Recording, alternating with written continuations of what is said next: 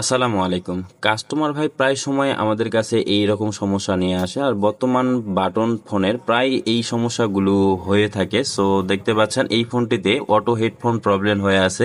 আজকের এই ভিডিওটিতে দুইটি ট্রিক্স দেখাবো, অবশ্যই ট্রিক্স দুটি শিখিয়ে রাখুন, অনেক কাজে আসবে এবং ভিডিওটি ভালো লাগলে বন্ধুদের সঙ্গে শেয়ার করে দিবেন। ট্রিক্স নাম্বার 1, ব্যাটারির প্লাস লাইন থেকে হেডফোন জ্যাকের প্লাস লাইনে ছোট্ট একটি শর্ট করে দিলেও এই সমস্যাটি সমাধান হয়ে যাবে। আর ট্রিক্স নাম্বার 2, সুন্দরভাবে ফ্রেম থেকে মাদারবোর্ডটিকে আলাদা করে নিয়ে হেডফোন জ্যাকের পাশে যে ছোট ছোট দুইটি কম্পোনেন্ট থাকে অর্থাৎ ক্যাপাসিটার থাকে, এই ক্যাপাসিটার গুলো যদি রিমুভ করে দেওয়া যায় সেক্ষেত্রে এই সমস্যাটি সমাধান হয়ে যায়। অনেক সময় ক্ষেত্রে যদি এই ক্যাপাসিটার রিমুভ করার পর সমস্যার সমাধান না হয় সেক্ষেত্রে ব্যাটারি কানেক্টরের প্লাস লাইন থেকে হেডফোন জ্যাকের প্লাস লাইনে একটা জাম্পার করে দিবেন। আর যদিও তারপরও না হয় সেক্ষেত্রে সিপিইউআইসি তুলে রিবোলিং করলে এই সমস্যাটি সমাধান হয়ে যাবে। সো দেখতে পাচ্ছেন আমার যে সমস্যাটি ছিল এই সমস্যাটি সমাধান হয়ে গেছে। আর ভিডিওটি ভালো লাগলে অবশ্যই ফেসবুক পেজটিকে ফলো দিয়ে ভিডিওটিকে বন্ধুদের সঙ্গে শেয়ার করে দিবেন, আর আমাদের অফিসিয়াল ইউটিউব চ্যানেলটি সাবস্ক্রাইব করে রাখবেন। ধন্যবাদ।